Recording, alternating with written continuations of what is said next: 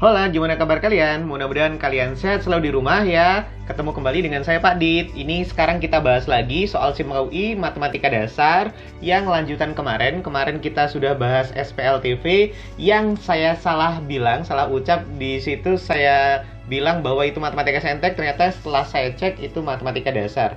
Ini soalnya tentang persamaan kuadrat yang digabungkan dengan barisan dan deret geometri. Langsung aja gimana cara penyelesaiannya, kita mulai bahas bareng-bareng.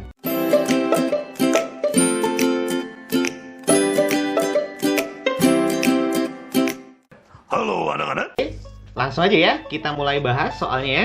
Kita baca soalnya nih ya. Ini diketahui X1 dan X2 adalah bilangan bulat. Jadi bulat X1 sama X2-nya disebutin tuh yang merupakan akar-akar persamaan kuadrat ini. Jadi ada persamaan kuadrat itu di mana P adalah suatu konstanta jika X1, P, X2 merupakan tiga suku pertama barisan deret geometri. Itu barisan harusnya ya. Kalau deret itu kemarin saya sudah bilang bahwa deret dipisahkan dengan tanda plus, kalau barisan dipisahkan dengan tanda koma.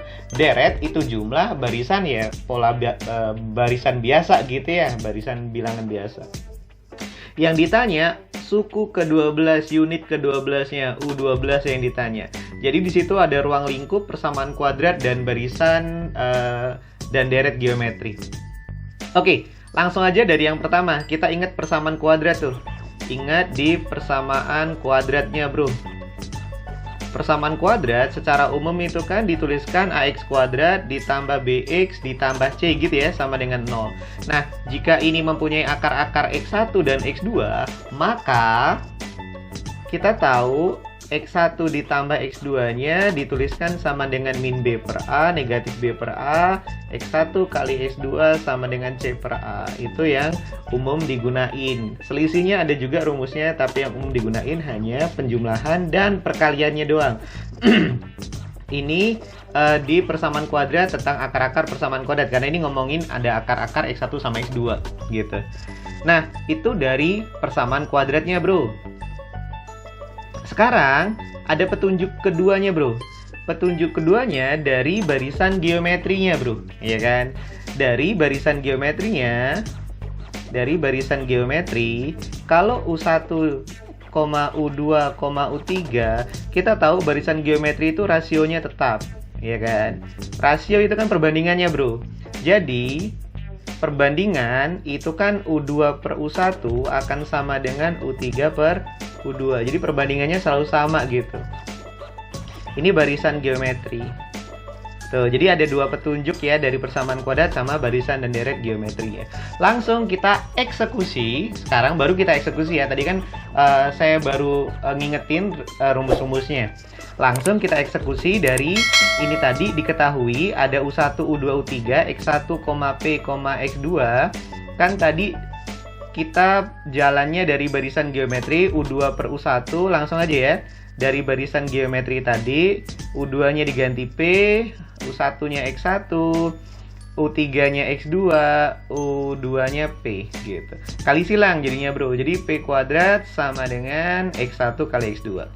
Aha, X1 kali X2 ada di petunjuk pertama di persamaan kuadratnya, bro. Diganti aja habis itu. Ya kan? Ini diganti nih, X1 kali X2-nya. Sehingga P kuadrat sama dengan X1 kali X2 C per A tadi. A, B, C-nya ini ya. A-nya itu 1, koefisien X kuadrat. Ini B-nya. B-nya koefisien X, ini C-nya gitu. Tuh, ini C, ini B. Oke, tau lah ya yang itu. Nah, habis itu berarti C per A-nya sama dengan 3P plus 4 per 1. Nggak ada artinya ya kalau per 1 ya. Sehingga kita pindah ruas, P kuadrat min 3P min 4 sama dengan 0. Difaktorkan P min 4 dikali dengan P plus 1 sama dengan 0. Sehingga P-nya sama dengan 4 atau P-nya sama dengan negatif 1. Didapatkan dua nilai P. Dan disebutin P-nya konstanta. Oke, ini udah konstanta semua ya. Dapat tuh dua nilai P. Berarti nanti ada dua kemungkinan ya, nilai X1 sama X2-nya juga. Cuman karena disebutin di awal X1-nya dan X2 itu harus bilangan bulat, maka kita cari mana yang menghasilkan bilangan bulat di antara kedua P yang kita dapat ini. Oke. sekarang kasus pertama. Untuk P sama dengan 4, kita ganti ke persamaan kuadrat, substitusi ke persamaan kuadrat, ke PK gitu. Dapatnya jadi X kuadrat dikurang 2 kali 4 8, tambah 4 12, 12X ditambah 3P plus 4.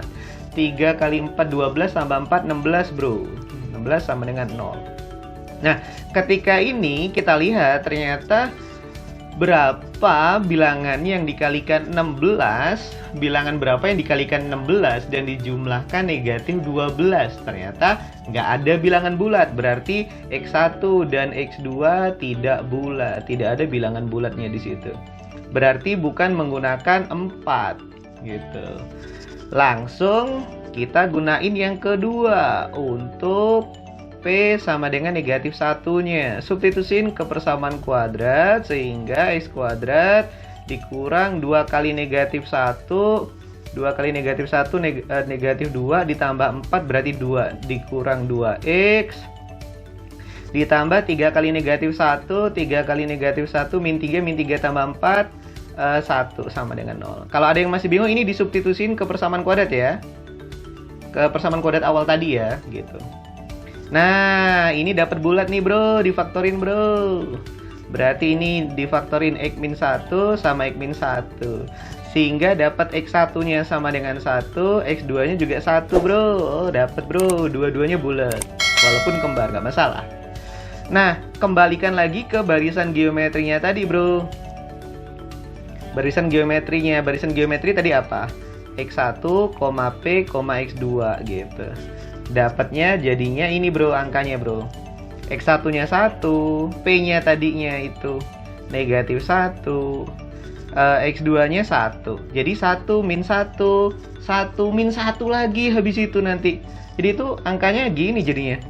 1 min 1, 1 min 1 gitu. 1 min 1 dan seterusnya. Berarti kalau genap itu negatif 1 tuh. Yang genap negatif 1 gitu. Yang suku genap negatif 1 ini juga genap, ini juga genap. Sehingga maka jadi U12 akan, kan genap tuh U12 berarti negatif 1. Jadi jawabannya negatif 1 yang A. Gitu ya. Ya masih kejangkau lah, ini matematika dasar ya. Yang IPA sama IPS juga nanti tetap ada di SIMAK UI. Matematika dasar itu matematika wajib, yang IPA sama IPS belajarnya sama gitu.